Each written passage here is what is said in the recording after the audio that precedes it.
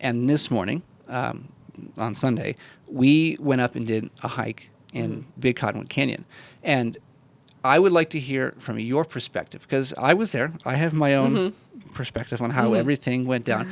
Could you give us a rundown of our journey, our trek this morning? Yeah. All the details. It was a trek. So when we got out there, it was snowing when we started, and there was a decent amount of snow already on the ground. Yeah, probably like 4 or 5, 6 inches on the ground at the base of where we started. Yeah. And I was mentally preparing for worse. So was I. When we got there, I was like, oh yeah, like this is fine. Like I can do this easy breezy. I'm not a huge fan of the cold. Like I don't like being cold. I don't think anyone likes being cold really, but I really do not like being cold. The snow and like adventuring in the cold weather, I'm always, iffy on. Because once you get cold, sometimes it's hard to warm back up. But no, for the first like 1.5 miles, 2 miles, I was like, okay, like this isn't bad. And then out of nowhere, it just seemed like the snow intensified by like 5. Sure and I was like, oh, okay, so now my boots are soaked, my pants are soaked, I can't feel my toes, but like it's okay, like I was kind of just really excited to get up there and to honestly be doing that, because I don't know, anyone that knows me from back home, like I would not go out and willingly be like, yes, I'm going to go hike while it's snowing in a foot of snow. That's just like not really something I'm used to doing. So for me, it was going out of my comfort zone, and it was doing something that I wouldn't normally do, which for me is always makes you feel good. But I loved it. And I feel like, like the clouds were going in and out over the peak this morning. And from a photographer standpoint, I can see how that's frustrating, because we just hiked up for like 3 hours, in and out, like trying to like go see this peak and get like some cool shots of it, like first snow of the season. And then we get there and, the clouds roll in and the peak is not there and it's freezing. So you don't want to take out your camera or whatever. And I can like see how like that is so frustrating. And sometimes it makes me very thankful that I'm not a photographer necessarily going out for the shots, because, you can't always control what it's going to be like. And there's been so many times I've gone on like a sunrise hike and then there's no sunrise. And I'm like, well, that was, it is what it is. But yeah, when we got there, it was incredible. And I was like, wow, I kind of can't believe I just hiked for the last 3 hours, like in these conditions. But then I was ready to go down. I was like, okay, I think I'm ready to just get back down and get my hands warm and, be warm and not in these wet clothes anymore. Yeah, it really was incredible. And we really were ready to get down. Yeah. Pretty much right when we got up there because of those conditions.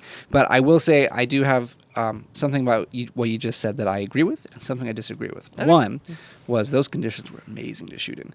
Mm-hmm.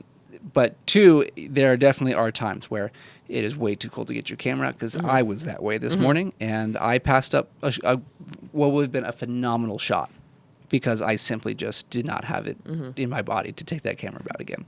But I think what you just said there too about setting your expectations for what you're getting into, because I was going up there hoping that I could get a great shot, but when I was up there and my hands were freezing and my fingers were basically falling off, I suddenly became okay with not getting the shot and just being happy that I was there. And I think what you alluded to is that same feeling. It's knowing when you're going and doing something like that, it really is primarily about enjoying that experience. And anything on top of that is simply a bonus. For sure. Now, I do also notice that you left something major out about our journey this morning. Oh. Particularly the moose that we ran into. Can you tell us about that experience and what it was like to suddenly come upon them? Yeah, no, that was really cool. I mean, I didn't even notice it until Kai was like, "Oh, there's a moose right there," and we're all like, "Oh, okay, there's a moose right there." It's like 15 feet from us. Yeah, if that. And then all of a sudden we all like look over and we're like, "Oh wait, there's another moose right there." And then, Kai's getting all close to him and he's like, "Oh, there's a third moose right here." And we're like, "Oh my gosh." Like, okay. The moose are multiplying. Yeah, seriously. No, that was really cool. That was really cool. And, that first one was blocking the trail for a few moments. And it was kind of like what I was saying before. It was like one of those things like, we're in their territory right now, And so we're just going to stand here and watch. And if he moves, which obviously we hope that he does because we want to continue up, great. And if he doesn't, I guess we just have to stand here and wait, Like, it was a really cool experience, just to kind of, I feel like seeing animals out in the wild like that and just seeing them in their natural way and their natural habitat and it was interesting that they weren't bothered by us. Like we weren't being super loud, obviously, but we were talking. Yeah, and they could probably hear us coming. Yeah, and and they just weren't bothered. They were like, okay, they're doing their thing. We're going to stay over here and do our thing. Like, let's just, kind of keep the distance, and that's it. I think it really gets back to what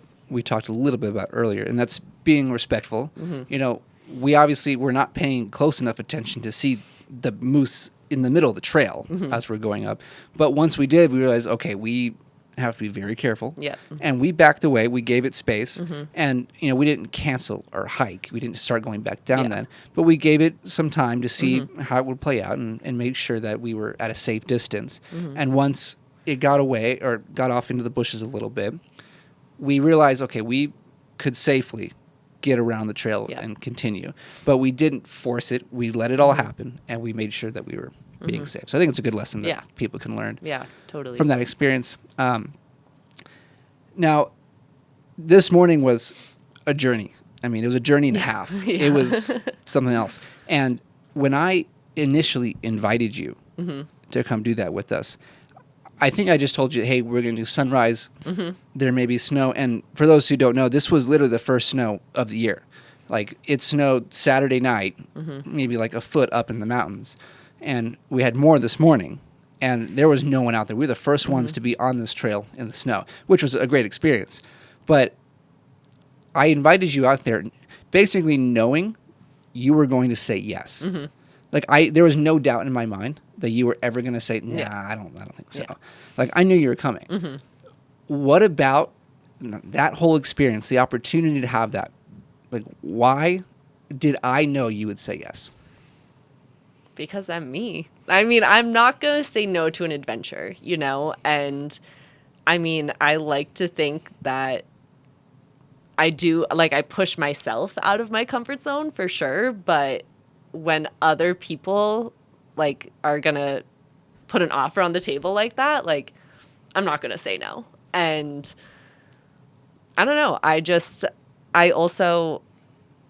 love hiking by myself, but up until this year, like, I haven't really hiked in like groups and stuff like that. And it's been really nice hiking with other people, sometimes. And like, it's different. It's way different hiking solo than it is hiking in a group, for so many reasons. And it was a great experience. And I felt very like welcomed and very like, I mean, I've said it 5 million times, but just like push past my comfort zone. And, and I don't know if anyone in the group knew that, like, going into it, but I was like, this is new for me and this is different. But I'm not going to say no, I'm not going to say no to a new adventure and a new experience. And it was really cool.